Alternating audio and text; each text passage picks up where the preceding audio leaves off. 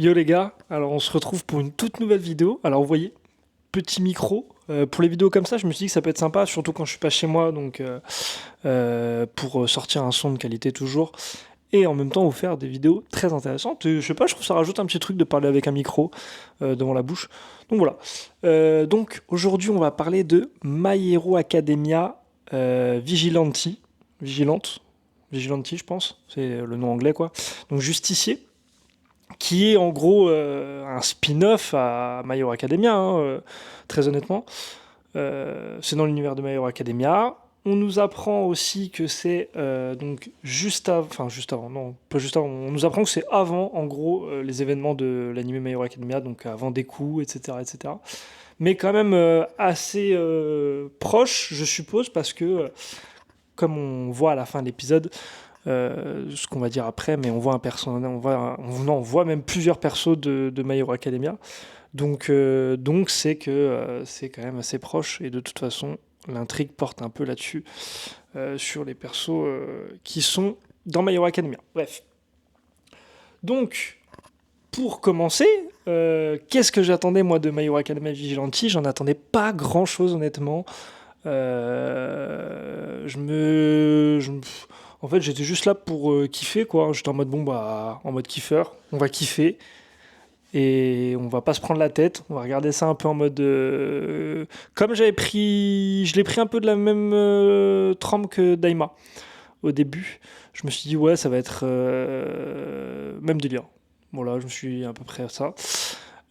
Au final, agréablement surpris. Bon, évidemment, ces premiers épisodes, il se passe pas grand chose, évidemment.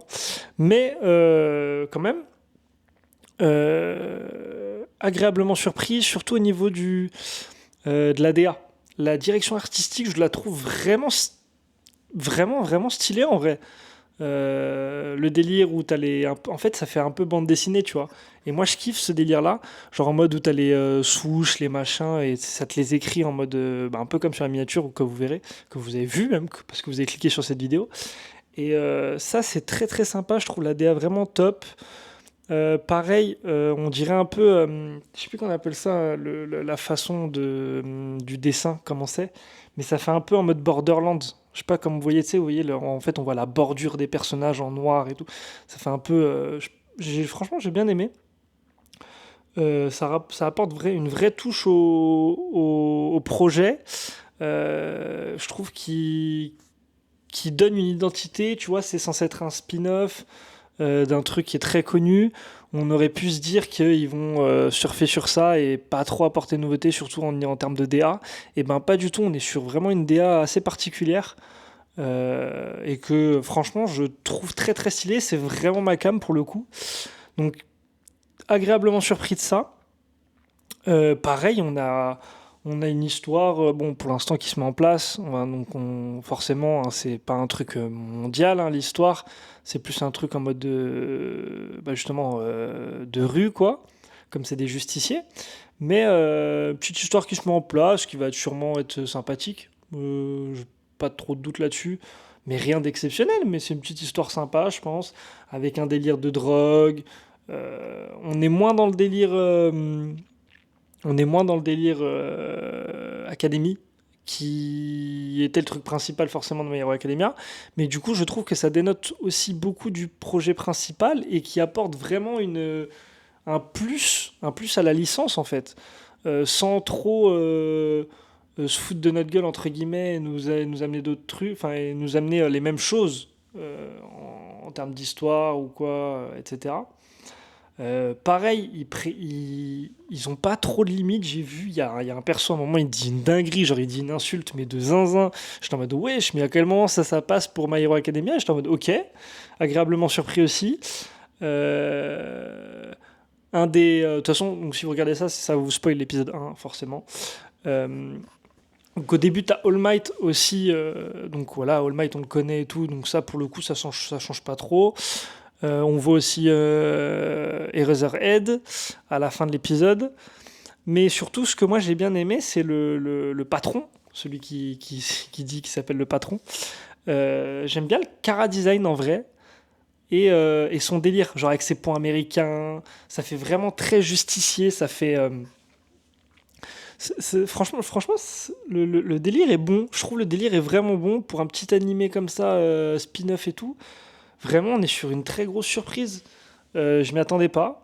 C'est pour ça que j'ai mis du temps à la regarder. C'est pour ça que vous aurez du temps à voir la review, parce que j'ai mis du temps vraiment à la regarder. Et ouais, non, agréablement surpris de ça. Carrément, je l'ai regardé à l'hôtel, parce que je suis à l'hôtel, je suis même pas chez moi. Donc, vous voyez. Mais non, ouais, très très très très surpris.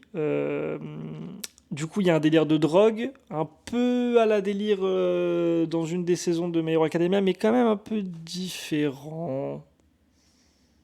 À voir, à voir, à voir. Mais en tout cas, donc une drogue qui augmente la puissance des haltères, si j'ai bien compris. Ça peut être intéressant sur certains, surtout que ça a l'air vraiment, ça rend vachement plus stylé, je trouve les persos du coup. Ça leur donne vraiment un chara-design sympathique sur des persos qui ont l'air un peu insignifiants. Parce que là, du coup, dans l'épisode, ils le donnent au trio là, qui font chier le héros.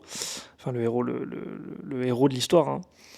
Et franchement, j'étais assez étonné de la transformation que ça leur fait. À voir ce que ça peut donner sur des méchants avec un peu plus de charisme. Du coup, on a vu aussi un des mecs qui sera sûrement un des méchants principaux de cette série. Le mec avec une cicatrice un peu lumineuse là sur le crâne. Ouais, non, très très étonné. Franchement, honnêtement, j'ai kiffé. J'ai kiffé. L'alter du, l'alter du perso principal. À voir ce que ça peut donner en vrai. En vrai, à voir ce que ça peut donner. Est-ce qu'il va avoir un power-up? Est-ce qu'il va s'entraîner pour que son alter soit plus puissant? Du coup, il aille plus vite parce que son alter, je vous le rappelle. Mais si vous avez cliqué, c'est que vous, de toute façon, vous l'avez spoil ou vous avez déjà vu l'épisode. Donc son alter, c'est l'alter glissade, donc il peut glisser tant qu'il y a 3 points d'appui par terre. Donc ouais, non, à voir. Est-ce que aussi le patron il a un alter? J'ai pas l'impression, j'ai l'impression que le patron c'est un sans alter. Donc pourquoi pas. En vrai, hâte de voir ce que ça peut donner, les persos qu'on peut voir dedans. Est-ce que, alors ça je pense pas, mais est-ce que s'il y a une possibilité, même si j'y crois pas du tout et je comprendrais pas trop pourquoi, mais à voir, est-ce qu'il y a une possibilité de voir ce trio-là de justiciers quand l'anime sera terminé, justement dans la dernière saison de My Hero Academia? Je pense pas, je pense qu'il y aura jamais de corrélation entre les deux, même enfin de corrélation directe, donc plus dans My Hero Academia que dans Vigilante. Je pense qu'on les verra pas dans My Hero Academia tout court. Ouais, ça m'étonnerait quand même. Mais en tout cas, très bonne surprise. Franchement, je vais kiffer. On va faire des petites reviews. Donc là, il s'est pas passé grand chose dans l'épisode 1. C'était plus une mise en bouche. On nous présentait les personnages, un peu ce qui se passait. Par contre, ce que j'ai beaucoup aimé aussi, c'est que le perso principal s'est fait fracasser. Et tu vois, ça apporte vraiment un côté un peu plus dark à My Hero Academia. euh, qui manque un peu à certains moments quand même. Donc ouais, non, non, très très cool. Je pense que ce côté-là, cette prise de position-là pour ce spin-off-là peut être une très bonne chose pour la licence. Sans non plus faire et refaire et refaire et refaire des trucs sur la licence qui est terminée en manga en tout cas, même si on attend la saison finale fortement en juillet. Pareil, vous aurez des reviews sûrement. Et donc, je pense qu'on va se laisser sur ça, une petite vidéo voilà, pour en parler, pour dire que c'est très sympathique, que je vous conseille fortement d'aller regarder. Parce que, franchement, ça va être un bon animé fleuve pour cette période début estivale de l'année. Et ouais, non, allez regarder.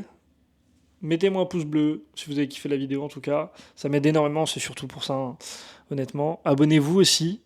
Et mettez un petit commentaire, ça m'aide aussi. Dites-moi ce que vous en pensez dans les commentaires si vous avez un avis un peu différent. Bon, là, j'ai un peu survolé la chose parce qu'il n'y a pas vraiment de grand chose à dire. J'aime moins la perso meuf. Pour le coup, pour l'instant, j'ai l'impression que ça va être une Sakura bis. Alors, pour l'instant, ça n'a pas l'air de tendre dans ce sens-là, mais. Elle a l'air d'être aussi chiante que Sakura. Elle a la même tête en plus. Enfin, la même tête, la même couleur de cheveux. Donc, à voir un peu ce que ça donnera. Mais en attendant, les gars, on se laisse sur ça. Et moi, je vous dis ciao. et on se retrouve très bientôt pour une prochaine vidéo. Ciao!